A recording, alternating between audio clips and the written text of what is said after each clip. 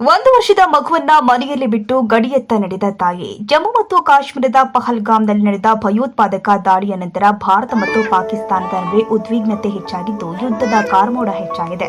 ಆದ್ದರಿಂದ ಸೇನೆಯು ಎಲ್ಲಾ ಸೈನಿಕರ ರಜೆಗಳನ್ನು ರದ್ದುಗೊಳಿಸಿ ಮರಳಿ ಗಡಿಗೆ ಬರುವಂತೆ ಬುಲಾವ್ ಕೊಟ್ಟಿದ್ದು, ಅಮರಾವತಿ ಜಿಲ್ಲೆಯ ಬೋರಂಗಾಂವ್ ಪೀಠದ ಮಹಿಳಾ ಬಿಎಸ್ಎಫ್ ಯೋಧೆ ರೇಷ್ಮಾ ಇಂಗಳೆ ಅವರನ್ನ ರಜೆಯಲ್ಲಿ ಇದ್ದಾಗ ಗಡಿಗೆ ವಾಪಸ್ ಬರುವಂತೆ ಸೇನೆಯಿಂದ ಬುಲಾವ್ ಬಂದಿದ್ದು, ತನ್ನ 1 ವರ್ಷದ ಕಂದನನ್ನ ಬಿಟ್ಟು ಇಂದು ಯುದ್ಧ ಭೂಮಿಗೆ ವಾಪಸ್ಸಾಗಿದ್ದಾರೆ.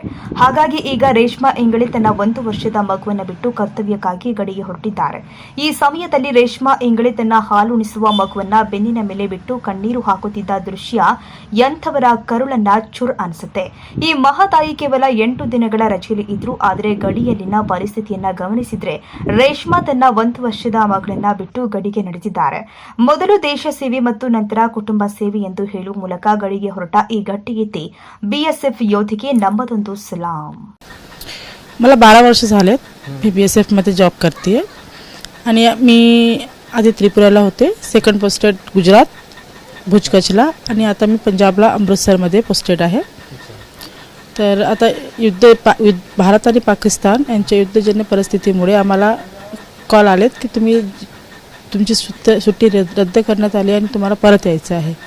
ॲक्च्युली माझं बाळ आहे 1 वर्षाचं, परंतु तिथली परिस्थिती पाहता बाळालाही सोबत घेऊन जाणे शक्य नाही आहे. मला पण असं सांगणं म्हणजे माहिती झालं होतं की युद्धाला पूर्णविराम झाला आहे, परंतु युद्धाला पूर्णविराम झाल्यानंतर सुद्धा पाकिस्तानने पुन्हा तीच नीच हरकत करण्याचा प्रयत्न केला. त्यांनी पुन्हा तेच त्यांचे ड्रोन पाठवणे, मिसाईल्स पाठवणे आणि काही स्फोट करणे, ज्यामुळे आमचे एक 2-3 साथी पण त्याच्यामध्ये गेलेत.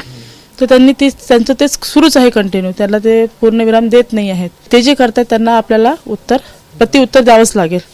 त्यामुळे आता आम्हाला सर्वांना आमच्या सुट्ट्या रद्द करून पुन्हा तिथे उपस्थित राहण्याची ऑर्डर्स आले. आई माझ्या बाळाला सोडून जाताना खूप जास्त दुःख होतं आहे, परंतु आता परिस्थिती तशी असल्यामुळे जावंच लागेल.